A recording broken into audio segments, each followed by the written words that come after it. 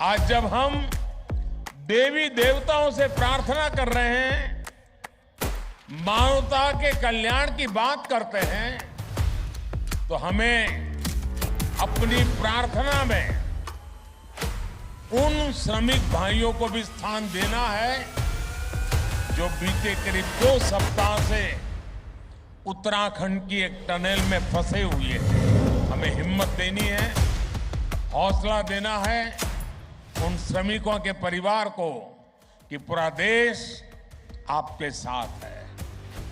देव दीपावली का हर दीप, कोटि दीपोत्सव का हर दीप उस टनल में फंसे श्रमिकों के जीवन में जल्द से जल्द प्रकाश लाए। हम सभी की यही प्रार्थना है। हर अच्छा प्रयास एक दीपक की तरह आने वाली पीढ़ी दर पीढ़ी तक अपना प्रकाश फैलाता रहता है। आज हम कोटि दीपोत्सव कर रहे हैं, लेकिन जब हम अपने बच्चों के लिए एक बेहतर भविष्य का संकल्प लेते हैं तो हमारा सामर्थ्य 140 कोटि दीपोत्सवों का हो जाता है। साथियों, आज जब हम देवी देवताओं से प्रार्थना कर रहे हैं, मानवता के कल्याण की बात करते हैं, तो हमें अपनी प्रार्थना में उन श्रमिक भाइयों को भी स्थान देना है जो बीते करीब 2 सप्ताह से उत्तराखंड की एक टनल में फंसे हुए हैं। सरकार और तमाम एजेंसियां मिलकर उन्हें संकट से बाहर निकालने में कोई कोर कसर बाकी नहीं छोड़ रही है, लेकिन इस राहत और बचाव अभियान को हमें बहुत सतर्कता से ही पूरा करना है। इस अभियान में प्रकृति हमें लगातार चुनौतियां दे रही है, लेकिन हम डटे हुए हैं, 24 घंटे प्रयास कर रहे हैं। हमें प्रार्थना करनी है उन श्रमिकों के सकुशल निकलने के लिए और जल्द से जल्द निकलने के लिए।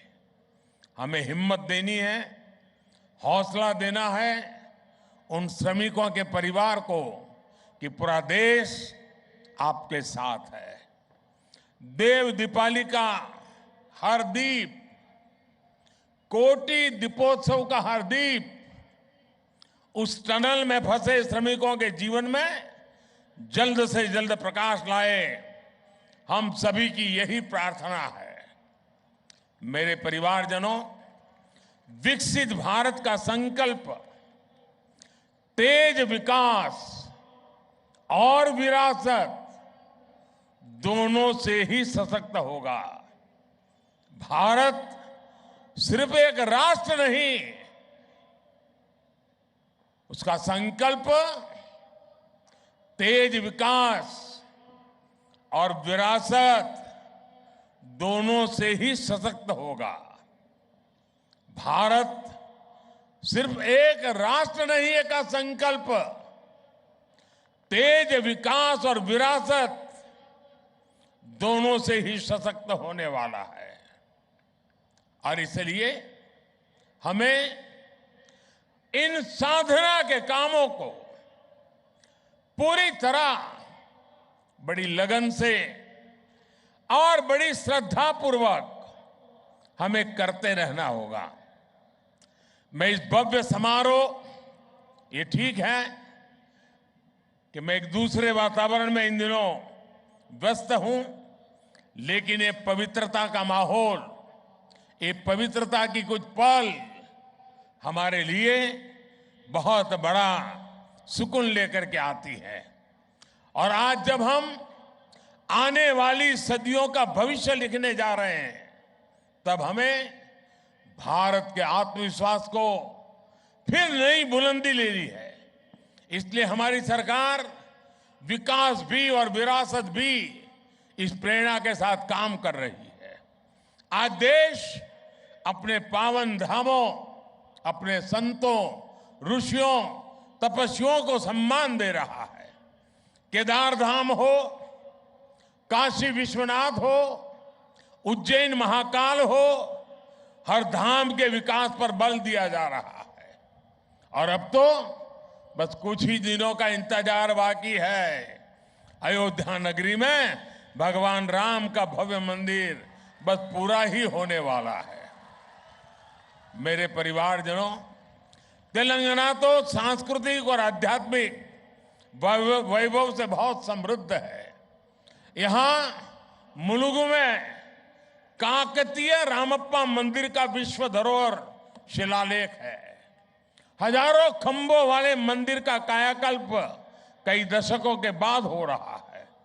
भद्राचलम में श्री सीता रामचंद्र स्वामी मंदिर में नई सुविधाओं का निर्माण किया जा रहा है। जोगुलंबा अम्मवारू को अब भविष्य की पीढ़ियों के लिए संरक्षित किया जा रहा है।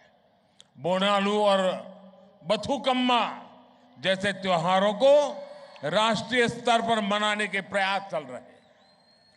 सम्मक्का सरक्का मेदाराम जथारा, जिसे आदिवासी समुदाय का कुंभ भी माना जाता है, उसका महत्व भी पूरे देश तक पहुंचने के लिए काम शुरू हो रहा है। साथियों, मैं संस्कृति और आस्था की सेवा करने के लिए भक्ति टीवी ग्रुप की भूरी भूरी प्रशंसा करूंगा। आपका ये प्रयास युवाओं को प्रेरित करेगा, अपने मूल से जुड़े रखने में मदद करेगा। राष्ट्रभक्ति, राष्ट्रशक्ति और राष्ट्रीय संकल्प का ये दीप ऐसे ही जलता रहे, अपना प्रकाश फैलाता रहे, नई चेतना जगाता रहे, नई प्रेरणा का पुंज देता रहे और हम आने वाली पीढ़ियों को भी इस प्रकाश के रास्ते पर चलने की प्रेरणा देते रहे। इसी एक भावना के साथ मैं भी आज इस दीपोत्सव के अवसर पर अपने आप को इसका हिस्सा मान करके स्वयं में धन्यता अनुभवता हूं। और मैं नरेंद्र भाई और उनके पूरे परिवार को हृदय से बहुत बहुत बधाई देता हूं। धन्यवाद जी।